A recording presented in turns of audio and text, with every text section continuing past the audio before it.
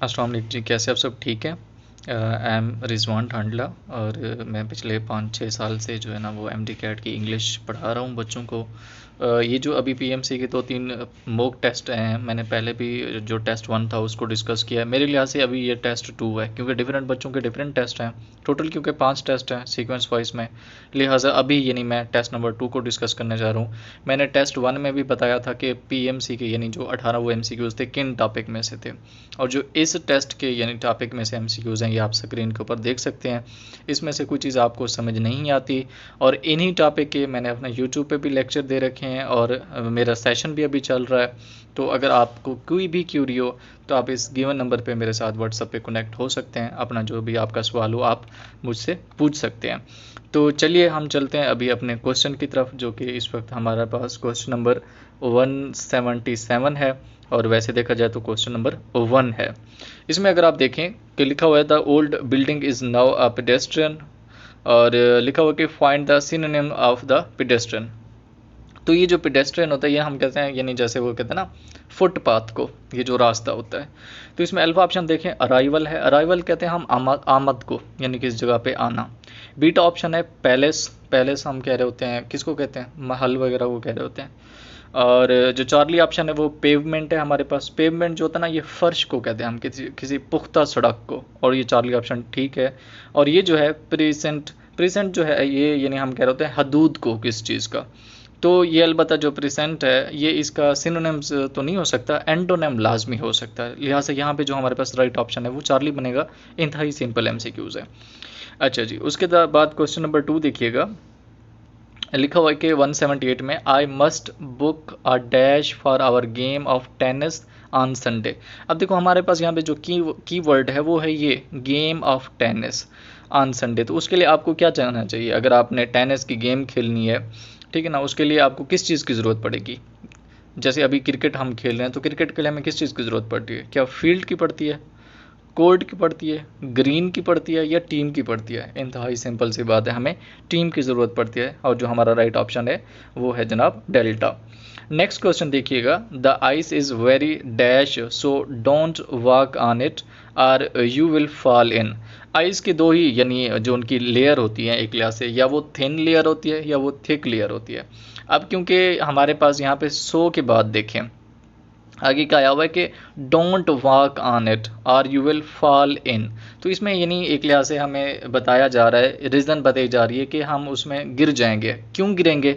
अगर तो यानी वो क्या थिक होगी? नहीं, इट मीन्स कि वो थिन है, तभी हमें वहाँ से यानी काशन दिया जा रहा है कि जनाब इसके ऊपर ना चलो वरना आप गिर जाओगे। तो right option is delta. Next question देखिएगा। इसमें देखें चिल्ड्रन ऑलवेज। अच्छा, ये दो हमारे पास फिक्स्ड एक्सप्रेशंस होते हैं। स्पीक द ट्रुथ होता है, इस तरह से टेल अ लाई होता है। ये दो आपने याद रख लेना है। इस तरह से मेक अ नॉइस होता है जिस तरह से। तो ये हमारे पास फिक्स्ड एक्सप्रेशंस होते हैं। यहाँ पे ये भी लॉजिक बन सकती है कि जो चिल्ड्रन है ये प्लूरल सब्जेक्ट है, तो उसके बाद हमने जो वर्ब है वो भी प्लूरल लगाई है। लेकिन इसकी जो दूसरी लॉजिक है वो ये भी है कि ये हमारे पास फिक्स एक्सप्रेशंस में आता है कि speak the truth, tell a lie, make a noise. तो इसमें ये सारे के सारे यानी हमारे पास फिक्स्ड एक्सप्रेशंस में आते हैं। इंतहाई सिंपल है वैसे ये। आप इसको ऐसे भी कर सकते हैं कि यहाँ पे ऑलवेज आया हुआ है तो ये सिंपल प्रेजेंट है, तो उसके लिहाज से हमने सब्जेक्ट को देखना है। यहाँ पे सब्जेक्ट प्लूरल है तो आगे वर्ब भी हमने प्लूरल लगाया है, जो भी आपको रूल बेहतर लगे। अगेन हमारे पास ये सिंपल प्रेजेंट। ये देखो टेंस का दूसरा एमसीक्यूज है। मैं पिछले 7-8 सेशन में इसी साल में बच्चों को पिट पिट के थक गया कि भाई टेंस याद करो। मैंने उनको पढ़ाया भी है टेंस, तो अभी भी आप सेशन मेरा ले सकते हैं, वो इन्हीं से रिलेटेड है। जब आप वो ले लेंगे तो ये एमसीक्यूज आपके लिए हलवा हो जाएंगे। He often dash to school in time. Often आ जाए, सम टाइम आ जाए, जनरली आ जाए, यूजुअली आ जाए, ये सिंपल प्रेजेंट होता है जिसमें हम वर्ब की फर्स्ट फॉर्म के साथ एस या ईएस का इजाफा करते हैं। इसमें जो हमारा सब्जेक्ट है वो ही है, सिंगुलर सब्जेक्ट है तो उसके साथ वर्ब भी सिंगुलर लगेगी। इसमें देखो वेल आया हुआ है, इसमें भी वेल है, ये तो लग नहीं सकते। इसमें हैव गॉन आया हुआ है, ये तो परफेक्ट में हम यूज़ करते हैं, तो ये तो हो नहीं सकता। तो एक ही ऑप्शन है बीटा राइट ऑप्शन है। नेक्स्ट क्वेश्चन देखिएगा। I dash to quit my job and have plan to apply for another one. अच्छा, जो हमारे पास एंड है, एंड से पहले जो क्लास लगी होगी उसी तरह की क्लास हम एंड के बाद लगाते हैं। अगर आप एंड से यानी एक लिहाज से ये एक पैरेलल स्ट्रक्चर होता है। अगर एंड से पहले कोई पॉजिटिव चीज़ लगी हुई है तो इसके बाद भी हमें पॉजिटिव चीज़ चाहिए। एंड से पहले अगर नाउन लगा हुआ है तो इसके बाद ज़रूरी है हमें नाउन ही चाहिए। अब देखो पहली क्लास कंप्लीट नहीं है, इसको हम छोड़ देते हैं। आप दूसरी क्लास पे आ जाएं। यहाँ पे देखो क्या लगा हुआ है, उसने हैव के साथ वर्ब की थर्ड फॉर्म लगाई, उसके बाद टू के बाद आगे क्या है, वर्ब की फर्स्ट फॉर्म है। यहाँ पे देखें, अब टू के बाद आगे वर्ब की फर्स्ट फॉर्म लगी हुई है। इट मीन्स कि इससे पहले हमें फिर क्या लगाना है, हैव के साथ वर्ब की थर्ड फॉर्म। तो देख लो इसमें हैव के साथ वर्ब की थर्ड फॉर्म कहाँ पे है, बीटा ऑप्शन में हैव प्लस आगे डिसाइडेड लिखा हुआ है। इसमें हम हैड डिसाइडेड कर सकते हैं, नहीं कर सकते, क्योंकि अगला जो हमारा सेंटेंस है वो प्रेजेंट के अंदर है। वाज डिसाइडेड कर सकते हैं, नहीं कर सकते। डिसाइडेड कर सकते हैं, नहीं, यानी अल्फा चार्ली डेल्टा तो है ही पास्ट। तो पास्ट अगर हम पहले लगा रहे हैं तो उसके बाद तो प्रेजेंट आ ही नहीं सकता, सवाल ही पता नहीं होता, सेंस ही गलत हो जाएगी। तो लिहाजा यहाँ पे जो राइट ऑप्शन है वो हमारे पास बीटा है। नेक्स्ट क्वेश्चन देखिएगा 183 में कि she said that she was happy. तो ये बड़ा ही सिंपल सा यानी एक लिहाज से सेंटेंस है, लेकिन किस में, डायरेक्ट और इनडायरेक्ट के यानी रिलेटिव में। मैंने ये डायरेक्ट और इनडायरेक्ट बच्चों को पढ़ाई हुई है, इसकी पंक्चुएशन भी बताई हुई है। आगे पंक्चुएशन के 2-3 MCQs हैं। मेरा जो अभी सेशन स्टार्ट हुआ है 6 सितंबर से, जो कि अभी ख़त्म होगा, 29 अगस्त से स्टार्ट हुआ था, उसमें मैंने टॉपिक ही यही 4-5 रखे हुए थे, जो इसी पूरे यानी टेस्ट के अंदर वो सारे MCQs आए हुए हैं। She said that she was happy. तो ये जनाब हमारे पास सिंपल या कम्प्लेक्स तो वो सेंटेंस होता है जिसमें एक डिपेंडेंट और एक इंडिपेंडेंट क्लास हो, और सिंपल सेंटेंस ये तब होता अगर इसमें ये दैट के बाद शी वाज हैप्पी ये ना लिखा होता, या इसमें शी सेड ना लिखा होता, तो ये सिंपल सेंटेंस होता। लिहाजा ये इनडायरेक्ट इसलिए नहीं हो सकता, इसमें पंक्चुएशन का यूज़ नहीं है। तो इसमें जो अब राइट ऑप्शन बन रहा है हमारे पास वो बीटा है, कि ये एक डायरेक्ट सेंटेंस है। आपने लॉजिक इस तरह से लगानी होती है MCQs के ऊपर। नेक्स्ट क्वेश्चन देखिएगा, लिखा हुआ है कि choose the sentence with correct preposition. तो ये मैंने कल ही हमारा प्रेपोजिशन का लेक्चर हुआ है, उसमें मैंने बच्चों को सिर्फ 40 प्रेपोजिशनें दी हैं कि भाई ये प्रेपोजिशन है, सिर्फ इनको रट लो, बाकी रूल छूल दुनिया जान ऑल बॉल सबको छोड़ दो, यहीं से पेपर आएगा। और ये वही उन 40 प्रेपोजिशन में से एक प्रेपोजिशन ये आई हुई है। एक्यूज़ ऑफ समथिंग होता है, एक्यूज़ ऑफ समबडी होता है, तो इसमें एक्यूज़ ऑफ थेफ्ट आएगा। Alpha is the right option. Next question देखिएगा, we need to find dash method to solve this problem. तो मेथड के साथ वैसे हम अदर मेथड नहीं लगाते होते, अदर्स भी नहीं लगा सकते, और द अदर भी नहीं होता, एन अदर लगा रहे होते हैं कि we need to find an other method to solve this problem. तो हमारे पास जो बीटा है वो राइट ऑप्शन है। क्वेश्चन नंबर 186 में देखिएगा, अब देखो ये आर्टिकल से रिलेटेड है, इंतहाई सिंपल। आर्टिकल के आपने 3 रूल याद रख लेने, ये मैं स्क्रीन के ऊपर भी लिख रहा हूँ। किसी भी यानी हमारे पास बेसिकली कितने आर्टिकल हैं, 3 आर्टिकल है ना, ए है, एन है और दा है। एन तो हम तब लगाते हैं जब कोई अलिफ की आवाज़ होता है, अलिफ ज़ेर की हो, अलिफ ज़बर की आवाज़ हो, एन वाला अक्सर वो तो उसमें यूज़ होता है, उसको छोड़ दो। फिर बचता है ए और दा।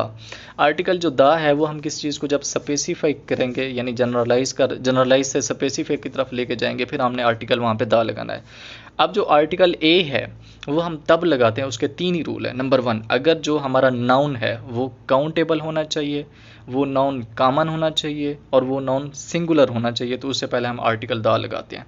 नाउन काउंटेबल, कॉमन, सिंगुलर, अगर ये 3 खसूसियत उसके अंदर मौजूद हैं तो उससे पहले हम आर्टिकल ए लगाएंगे। तो यहाँ पे देखें, we are still a long way from home.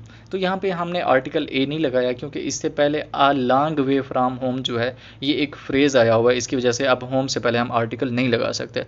हालांकि जो हमारे पास होम है ये सिंगुलर है, काउंटेबल भी है और कॉमन भी है, एक लिहाज से यहाँ पे आर्टिकल लगा सकते थे, लेकिन आ लॉन्ग वे फ्राम होम जो है इसकी वजह से अब हम यहाँ पे आर्टिकल नहीं लगा सकते। लेकिन बिल्कुल यहाँ पे देखें अगला सेंटेंस जो है इसका 187 पे, इसमें हम आर्टिकल लगाएं वही कि Adil insisted we all go out for a cup of coffee. अब देखो जो कप है हमारे पास ये क्या है, कॉमन है, काउंटेबल है, सिंगुलर नाउन है, तो इससे पहले हमने आर्टिकल ए लगाया हुआ है। Alpha is the right option.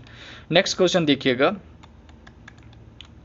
188 में देखें कि they had to put dash the meeting when the general director didn't turn. अच्छा, इसमें आपने व्हेन और बिफोर कंजंक्शन को देखना होता है।